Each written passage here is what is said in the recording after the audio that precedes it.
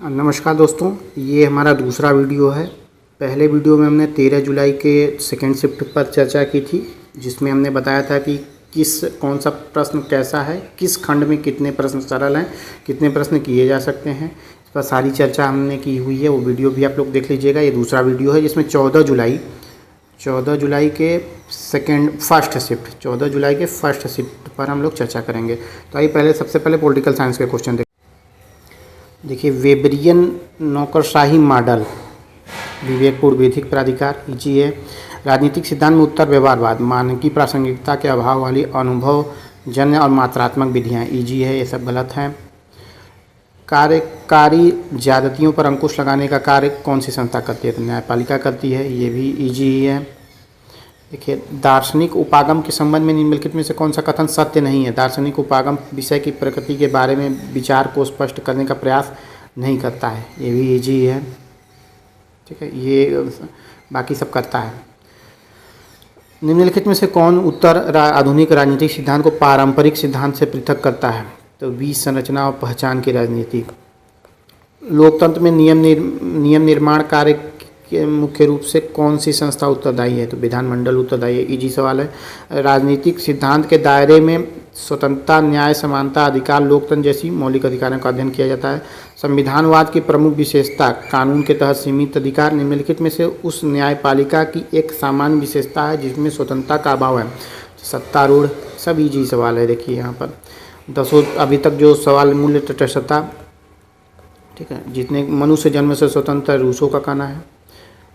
कौन राजनीतिक सिद्धांत किसी निश्चित आधार बिंदु हेतु यथासंभव पूर्व तर्क देता है, जबकि विचारधारा प्रायः तर्क को लघु कर देती है और सिद्धांत को सूत्रों तक सीमित कर देती है।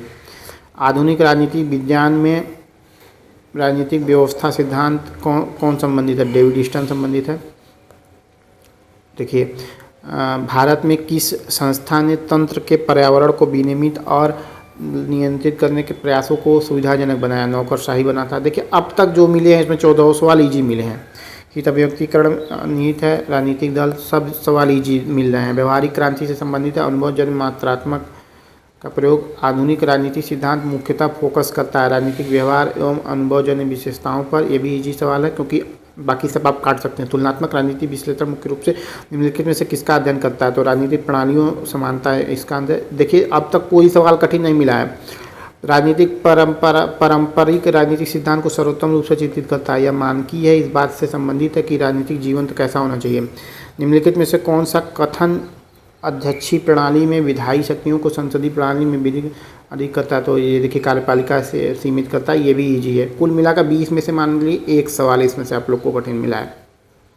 निम्नलिखित में से किसने प्रबंधन नियंत्रण विस्मृति अवधारणा पेश की? लूथर गिलिक। स्पैन ऑफ कंट्रोल की अवधारणा लूथर गिलिक पेश करता है। कुछ लोग कंफ्यूज हो सकते हैं इसमें। लोक प्रशासन में नारीवादी सिद्धांत, तो देखिए, नारीवादी किस पर बल देगा? महिला पे, जेंडर, इस पर। इससे नारीवादियों को कोई मतलब नहीं है। कितने प्रतिशत सीटें महिलाओं के लिए? तो 33%। राज्य पुनर्गठन आयोग इस पर है, ये भी इजी ही सवाल है। लोक प्रशासन को एक विद्या शाखा के रूप में वुड्रो विल्सन। देखना, पिछली बार से कैसा पेपर रहा है हर लेवल का, हर शिफ्ट का, ये हम लोग को पता चला है। बेबरी अधिकारी तंत्र का विलक्षण निम्नलिखित में से क्या नहीं है जिसकी नारीवादियों द्वारा आलोचना की जाती है? लचीलापन। निम्नलिखित में से कौन सा विकल्प लोक प्रशासन की अवधारणा को सबसे सटीकता में परिभाषित करता है? सरकारी नीतियों का क्रियान्वयन। और ये देखिए, इसमें भी सब आबद्ध, तो हर्बर्ट साइमन हो जाएंगे। नियम अधिनिर्णय कौन सा कार्य राजनीतिक दलों का नहीं है? नियम अधिनिर्णय नहीं है। अब तक सारे सवाल लगभग ईजी ही मिले हैं। इस बात में जोड़ता है कि सदस्यों के बीच सहयोग बनाए रखना चाहिए, सहयोग का सिद्धांत। कौन सी संस्था उत्तरदायी है राजनीतिक दलों को मान्यता देने के लिए? तो निर्वाचन आयोग। किस संवैधानिक प्रावधान में राज्यों को अपने क्षेत्र के विशिष्ट पिछड़े सामाजिक समूह के लिए न्याय बढ़ावा देने? 15(4) में ऐसी बात कही गई है। निम्नलिखित में से कौन सा उदाहरण भारत में हाल ही के सामाजिक आंदोलनों की रणनीति में पारंपरिक आंदोलनों की तुलना में बदलाव को सर्वोत्तम दर्शाता है? अंतर संबंधी पहचान एवं विकेंद्रीय पर बल। ठीक है, जमींदारी उन्मूलन जैसे आयोग को ये इसमें मुद्दा उठाया गया था। निम्नलिखित में से कौन सा सामाजिक आंदोलनों में हाल की प्रवृत्ति का सबसे अच्छा निरूपण है? हैशटैग सक्रियतावाद। देखिए ये भी इजी सवाल है। वैज्ञानिक राजनीतिक प्रबंधन के जनक टेलर हैं। योगेंद्र यादव ने कौन सी प्रणाली प्रस्तुत की? तो देखिए प्रस्तुत की कौन सी विशेषता नहीं है, तो उत्तर कांग्रेस ये प्रस्तुत की है। लोकतांत्रिक असंतोष, राजनीतिक विखंडन प्रस्तुत किया। अभिजात नियंत्रण का प्रबलम प्रस्तुत नहीं किया है, हालांकि कुछ लोग इसमें ये है, लेकिन ये अगर जिसको याद नहीं होगा वो गड़बड़ हो सकता है। निम्नलिखित में से किसने औपचारिक संस्थाओं के संरचनाओं के भीतर और अनौपचारिक संगठन पर महत्व पर बल दिया? एल्टन में वो दिए हैं। इजी सवाल है। भारतीय संविधान के अनुसार व्यक्तिगत स्वतंत्रता की रक्षा में राज्य की प्राथमिक भूमिका क्या है? संवैधानिक सीमाओं एवं गारंटियों के माध्यम से स्वतंत्रता सुनिश्चित करना। भी इजी सवाल है क्योंकि तीनों क्वेश्चन को हम लोग काट सकते हैं। 1993 में प्रकाशित पुस्तक gender images in public administration किसने लिखी? तो कैमिला स्विफ्ट। ये मान लीजिए क्वेश्चन आप लोग गलत कर सकते हैं, तो इसमें हम लोग को जो मिला है वो 2.5 क्वेश्चन आप लोग गलत कर सकते हैं। निम्नलिखित में से किस सिद्धांत ने पारस्परिकता की अपेक्षा किए बिना पड़ोसियों के साथ संबंध सुधारने पर बल दिया है? गुजराल सिद्धांत दिया है। इजी सवाल है। अंतर्राष्ट्रीय सहयोग के संबंध में U2U देखिए Israel, India, Israel, UK, USA. ठीक है, ये भी इजी सवाल है।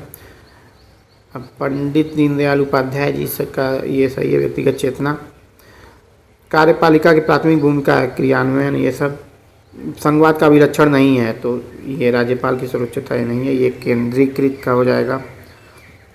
कौन सी प्रमुख सामरिक साझेदारी जो है के साथ संबंधों को बढ़ाने का प्रतीक है? ये एकदम इजी सवाल। 2008 में असैन्य परमाणु समझौता भारत अमेरिका।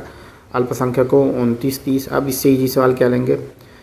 सामरिक स्वायत्तता की अवधारणा निम्नलिखित में से किससे संबंधित है? विदेश नीति निर्णय बनाए लेने के लिए। हस्तक्षेप किस पर बल देता है? राज्य का अध्ययन। ये देखिए एकदम इजी सवाल है। बहुलवाद, सहिष्णुता, ये एकदम इजी। लुक ईस्ट पॉलिसी का हिस्सा है। ठीक है, एकदम इजी सवाल। विधिक सांस्कृतिक प्रतिमा को ये देखिए क्या इसमें, अब इसमें एकदम इजी सवाल है, एकदम इजी सवाल है। सूचना एजेंसी है रॉ। 1991 से बदलाव आया है उदारीकरण के बाद। गांधी जी ने आत्मनिर्भर गाँव, एकदम इजी सवाल। शैक्षणिक उपागम से तेजी जुड़ रहे हैं समीक्षात्मक शिक्षण शास्त्र। ये कुछ लोग गलत कर सकते हैं।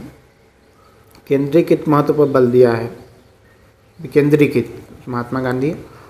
1944 में भारत किस संस्थापक सदस्य बना? तो 1944 में IMF का बनता है। महात्मा गांधी के अनुसार ज्ञान अनुभवजन्य सत्य में निहित है। किसने देखिए राष्ट्रवाद को मानव में सर्वोच्च भावना कहा है? तो रविन्द्रनाथ टैगोर। इसमें मैं के चलता हूँ 2 सवाल और आधा 2 सही है बेटा, 2.5 सवाल लोग गलत कर सकते हैं। अंतर्राष्ट्रीय संबंधों का ग्रीन सिद्धांत पारिस्थितिकी न्याय से संबंधित है। भारत में चुनाव के लिए परिसीमन कौन करता है? तो परिसीमन आयोग। लोकायुक्त का उद्देश्य है सार्वजनिक सेवाओं में जवाबदेही। भारत में विधायिका कार्यपालिका पर किस प्रकार निगरानी रखती है? प्रश्नकाल और अविश्वास जैसे तंत्रों के माध्यम से। रस्तूत के अनुसार निम्नलिखित में से कौन सा राजतंत्र का भ्रष्ट रूप है? निरंकुश शासन। ठीक है, इजी सवाल है देखिए। और 262 के तहत नदियों का बंटवारा होता है। UN अंतर्राष्ट्रीय यथार्थवादी सिद्धांत के अनुसार UN जैसे अंतर्राष्ट्रीय संगठन युद्ध रोकने में असफल क्यों होते हैं? उनमें प्रवर्तन की क्षमता का अभाव है। देखिए ये भी एकदम इजी सवाल है। पिछली पेपर जो हमने डिस्कस किया था 13 की शाम वाले से ये पेपर थोड़ा सा आसान हमको लग रहा है। अब अगला जो पेपर सॉल्व करेंगे उसमें हम बताएंगे कि कौन कैसा है। ठीक है, ये कंस्ट्रक्टिविज्म, ये भी इजी सवाल है। राजनीतिक संस्कृति से तात्पर्य है राजनीतिक व्यवस्था। अब देखिए इससे इजी क्या लेंगे? संघ लोक सेवा आयोग में सदस्यों की संख्या के नियम और विनियम बनाया तो कौन प्राधिकृत है? तो भारत का राष्ट्रपति प्राधिकृत है। कौन डेमोक्रेटिक पीस थ्योरी का तर्क है? लोकतंत्र शायद ही कभी। इजी सवाल है। देखिए अब तक इसमें हमको कोई कठिन सवाल नहीं मिला है। ठीक है, अधिकारिता को वर्णित किया, मूल और अनन्य। ठीक है, प्लेटो के अनुसार आदर्श राज्य किस वर्ग का शासन होना चाहिए? दार्शनिक, राजाओं का। भारत में धन विधेयक केवल पेश किया जाता है राष्ट्रपति की लोकसभा में।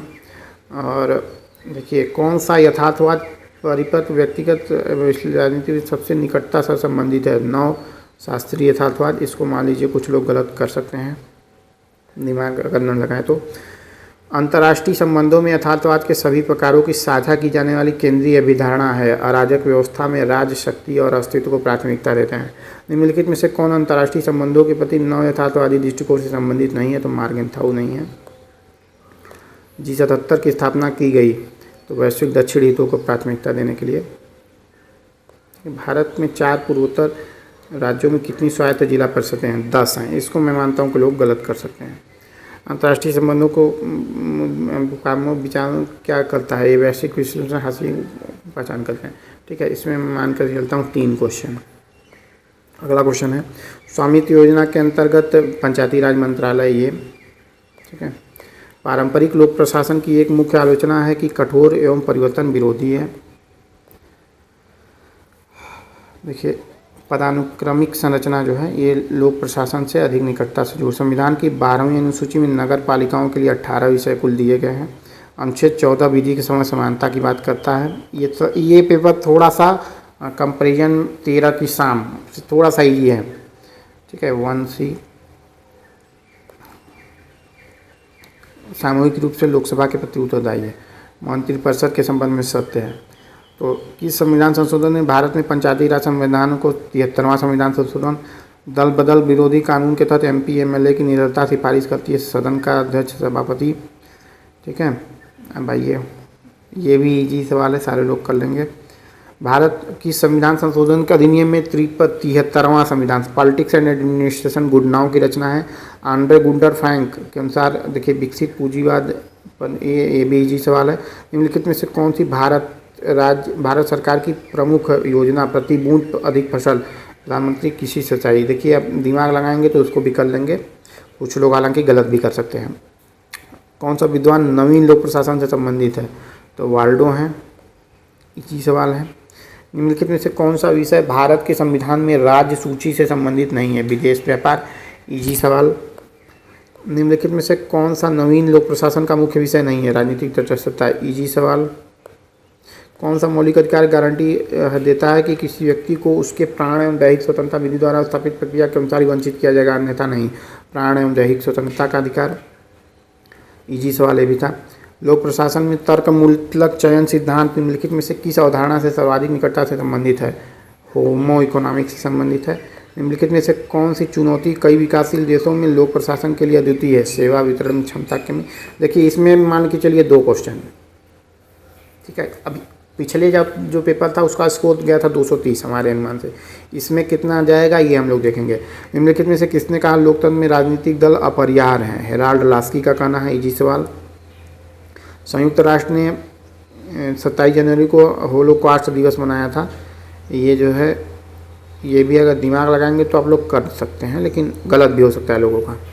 निम्नलिखित में से कौन सी भारतीय दलीय प्रणाली की विशेषता नहीं है? पूर्ण द्विदलीय ये बिल्कुल नहीं है। तो ये इजी सवाल। 5 से 11 नागरिकता को प्रभावित करती है। देखिए, इसमें से पहला और चौथा सही है। विश्ववाद की जड़ें इमैनुअल कांट में है। सीमित होनी चाहिए, इसीलिए गलत हो जाएगा। ये भी इजी सवाल है। विसिल ब्लोइंग के कृत्य को नागरिकता का अधिनियम माना जाता है क्योंकि राज्य को नैतिक विसम्मति के माध्यम से शामिल करता है, आर्थिक दबाव में पलायन करता है। ठीक है, ये भी इजी सवाल है। लोक प्रशासन में नैतिक निर्णय प्राथमिक फोकस क्या है? प्रशासनिक निर्णयों में निष्पक्षता एवं सत्यनिष्ठा सुनिश्चित करना। इजी सवाल है। निम्नलिखित में से कौन से अधिकार समानता नागरिकता के अंतर्गत शामिल हैं? तो राजनीतिक, सामाजिक, आर्थिक। इजी सवाल है। राजनीतिक भूगोल में सीमावर्ती शहरों की प्राथमिकता क्या है? वे विभिन्न राष्ट्रों संग इसके बीच कार्य करते हैं। इजी सवाल है। स्थान बनाना वाक्यांश का क्या तात्पर्य है? नीति के माध्यम से स्थानिक अर्थ उत्पन्न करना। मानवाधिकार संरक्षण अधिनियम 1993 में राष्ट्रीय मानवाधिकार आयोग की स्थापना की गई है। Digital personal data protection act 2023। ये सब इजी सवाल था कि राष्ट्रीय हित के नाम पर राज्य संस्थाओं का प्रमुख दायित्व से छूट।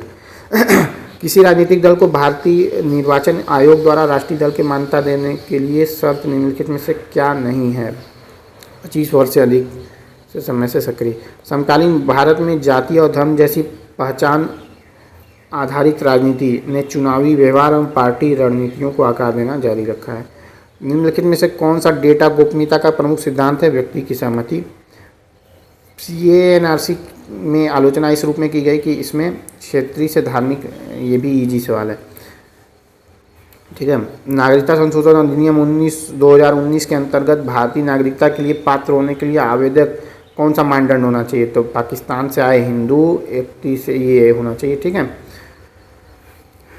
तो आइए हम लोग इसका विश्लेषण करेंगे। सीमा का प्रदर्शन अवधारणा क्या दर्शाती है? प्रतीकात्मक और दैनिक प्रथाएं जो सीमाओं का पुनरुत्थान करती है। निम्नलिखित में से कौन सी अवधारणा सीमाओं के असंशोध्य और स्थिर मानने के विचार को चुनौती देता है? सामाजिक रचनावाद देता है। इजी सवाल है। DMK के संस्थापक कौन है? तो अन्नादुरई हैं, ठीक है। इसमें से मान के चलिए आपका 3 क्वेश्चन। भारत में क्षेत्रीय दल मुख्यतः क्षेत्रीय पहचान, भाषा निर्जातीयता, इसके कारण इजी सवाल है। अंतर्राष्ट्रीय राजनीति में IEPE वैश्विक नागरिकता की अवधारणा किस पर बल देती है? राष्ट्रीय सीमाओं से परे, ठीक है।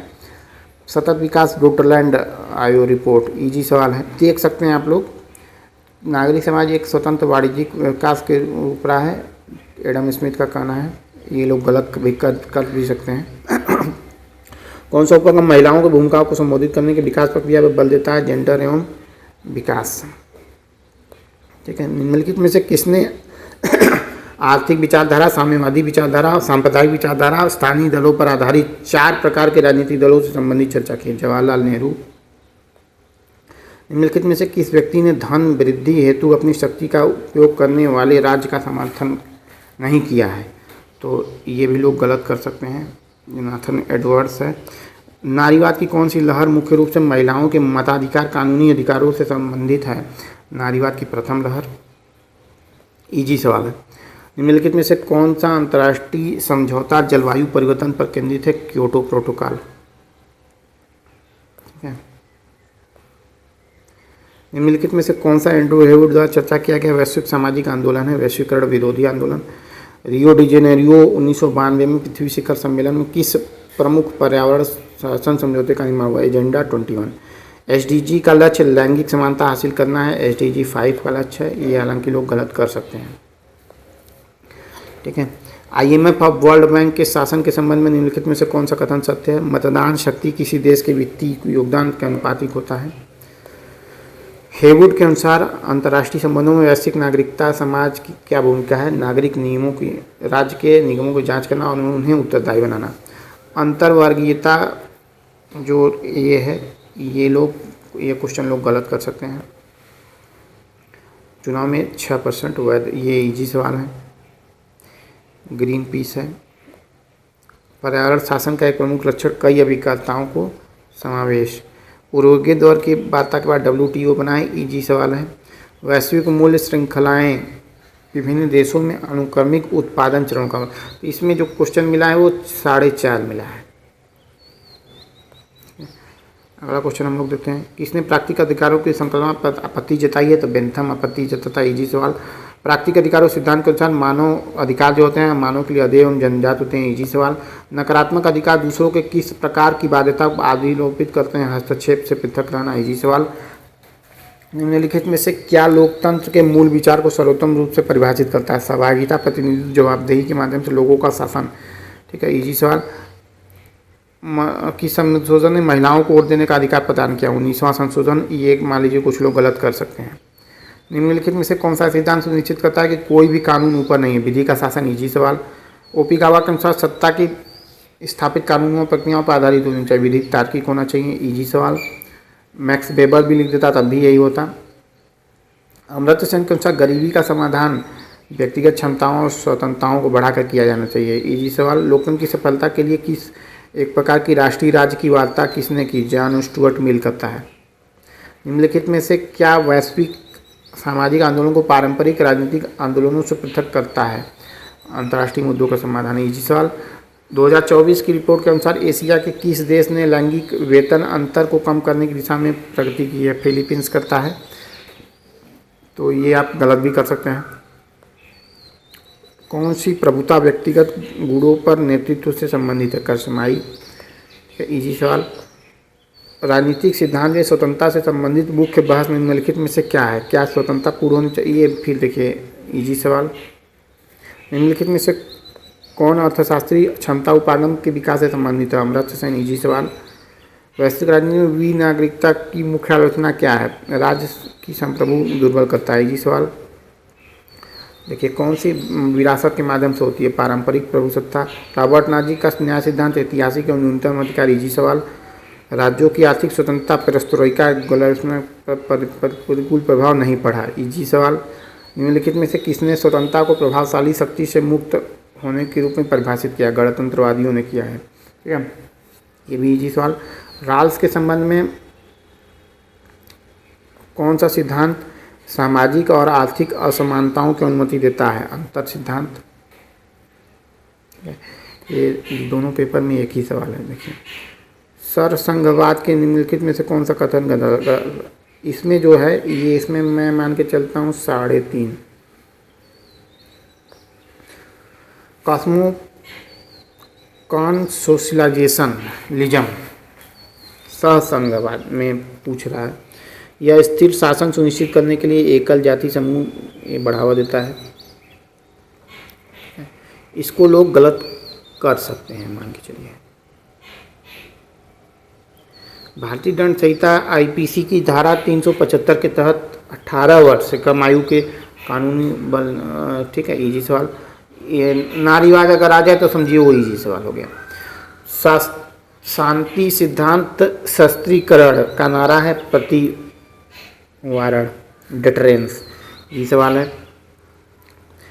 शीत युद्ध के दौरान किसी भी प्रमुख शक्ति के साथ संबंध गठबंधन किए बिना सभी देशों के साथ अच्छे संबंध बनाए भारत के दृष्टिकोण का सर्वोत्तम वर्णन करता है गुटनिरपेक्षता। इजी सवाल है। देखिए, आशीष नंदी कहते हैं, हालांकि बहुत से लोग इसको गलत कर सकते हैं। शीत युद्ध के बाद भारत की विदेश नीति में महत्वपूर्ण बदलाव क्या था? अधिक उदारीकरण। ठीक है, कोलिन क्राउच द्वारा रेखांकित समकालीन लोकतंत्र के समझ प्रमुख चुनौतियों में से एक कौन सी है? लोकतांत्रिक प्रक्रिया में कारपोरेट एवं तकनीकी अभिजात का प्रभुत्व। ठीक है, क्रिस्टोफर जयफल लाट आ गए यहाँ पर। हिंदू राष्ट्रवाद का मूल है सांस्कृतिक समरूपी एवं बहुसंख्यकवाद। ठीक है, ये भी इजी सवाल है। कौन सी अवधारणा हाशिया वाले समूहों के लिए राजनीतिक प्रतिनिधित्व प्राप्त करने के साधन के रूप में हिंसा के प्रयोग का सर्वोत्तम वर्णन करती है? प्रतिरोध के माध्यम से मान्यता की राजनीति। ठीक है, ये इसको भी लोग गलत कर सकते हैं। भारत में पहचान की राजनीति प्राय निम्नलिखित में से किसके इर्द गिर्द घूमती है? भाषा और निजता। इजी सवाल है। B.R. अम्बेडकर के अनुसार जाति क्या है? श्रमिक, श्रम एवं श्रमिकों का विभाजन। ठीक है, ज़्यादातर लोग गांव की बुराई ये मान देंगे, जिससे लोगों का गलत हो जाएगा यहाँ पर। हिंद महासागर नीति में किस समूह के देशों की साझेदारी शामिल है? तो दक्षिण पूर्व एशियाई और पूर्वी एशिया। निम्नलिखित में से किसके द्वारा अंतर्राष्ट्रीय अध्ययन संघ के तत्वावधान में भारत में राज्य राजनीति समिति नामक अनौपचारिक समूह का गठन किया गया है? Minor winner. ठीक है, अनुच्छेद 22 में देखिए ये सब गिरफ्तारी है। इजी सवाल है। Indian philosophy and philosophy of science, ये इनकी सुंदर सरुकेई की रचना है, लोग गलत कर सकते हैं इसको। मिर्जा गोपाल दयाल के अनुसार ये इजी सवाल है। ठीक है, लेकिन लोग इसको भी गलत कर सकते हैं, मान के चलिए। भारत की लुक ईस्ट पॉलिसी के बाद इसके बाद एक्ट ईस्ट पॉलिसी का नाम दिया गया। मुख्य रूप से किसके साथ संबंधों को मजबूत करता है? दक्षिण पूर्व एशियाई। ठीक है, कौन सा उन सुधारों से संबंधित है जिसके कारण सोवियत संघ का पतन हुआ? मिखाइल गोबाचोव। निम्नलिखित में से किस विद्वान ने सभ्यताओं के संघर्ष हटिंगटन? इसमें जो हम देखते हैं, इसमें आपके मान के चलिए 4 क्वेश्चन। निम्नलिखित में कौन से ज्ञान की डोमेन? ठीक है, अभी ये बीएड वाला क्वेश्चन आ गया है। बीएड वाला क्वेश्चन हम जल्दी देख लेते हैं कि कितने। बीएड वाला क्वेश्चन का लेवल हालांकि सबका एक ही रहा है। ठीक है, बीएड वाले क्वेश्चनों का लेवल एक ही रहा है, तो इसमें भी मैं 5 क्वेश्चन मान के चलता हूँ कि 5 क्वेश्चन आप लोग गलत कर सकते हैं। अब आइए फर्स्ट पेपर की तरफ चलते हैं। फर्स्ट पेपर में इसमें हमारे परिचय के एक लोग थे, उन्होंने बताया कि रीजनिंग थोड़ा सा टफ था, तो रीजनिंग देख लेते हैं। यहाँ पर इसको विश्लेषण करने की ज़रूरत हमको तो अभी तक जहाँ तक है कि इजी ही है। हर जो ये रीजनिंग के सवाल हैं वो अब कैसे रहेंगे, ऐसे ही रहेंगे। तो रीजनिंग का भी लेवल जो है वो एक समान है। यहाँ पर रीजनिंग एक से समान लेवल है। लोग 18 क्वेश्चन रीजनिंग में कर सकते हैं, यानी 2 क्वेश्चन हम रीजनिंग का लेकर चलते हैं। जिसको रीजनिंग आता है, जिसको रीजनिंग आता है अच्छे से। अब देखिए ये क्या है, जीएस का क्वेश्चन आ गया। तो जीएस मैं मानता हूँ कि इसमें जो सवाल है ये इजी है। मान लीजिए एड्स का पूरा नाम भी इजी है। अखिल भारतीय लोक सेवा आयोग ये भी इजी है। ई सांख्यिकी देखिए 5-6 सवाल 7 सवाल इजी हुए हैं अभी तक, ठीक है। ये भी इजी ही है। पुलकेशन द्वितीय, इसमें संविधान दिवस त्यौहार नहीं है। नई दिल्ली, पोटेशियम, इसमें भी जो मैं लूँगा वो 12 क्वेश्चन आप लोग सही कर सकते हैं। 12 क्वेश्चन, 8 क्वेश्चन यहाँ से मैं लूँगा। अगला हम लोग देखते हैं संख्या विभाज्य है 5 से। एकदम इजी सवाल है देखिए मैथ में।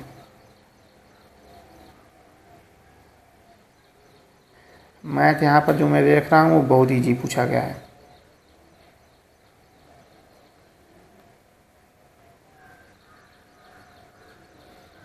मैथ एकदम इजी है। यहाँ पर लोग 18 क्वेश्चन कर सकते हैं जो पढ़ के आया है थोड़ा बहुत।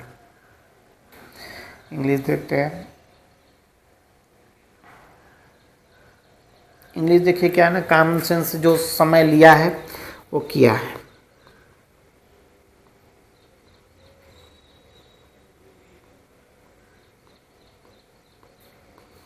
इंग्लिश में भी इंग्लिश मीडियम का विद्यार्थी है तो वो 18 तक कर सकता है, और जो हिंदी मीडियम का विद्यार्थी है वो 14, 15, 13 तक कर सकता है। तो इसमें मैं 12 में लेके चलता हूँ मान लीजिए हिंदी मीडियम के आधार पर। अब देखिए हिंदी जो है ये भी बहुत ही ईजी पूछा गया है। तो इस जो ये वाला पेपर है इसका जब हम विश्लेषण करते हैं तो ये पाते हैं कि देखिए पॉलिटिकल साइंस इसका अपेक्षाकृत इजी रहा है।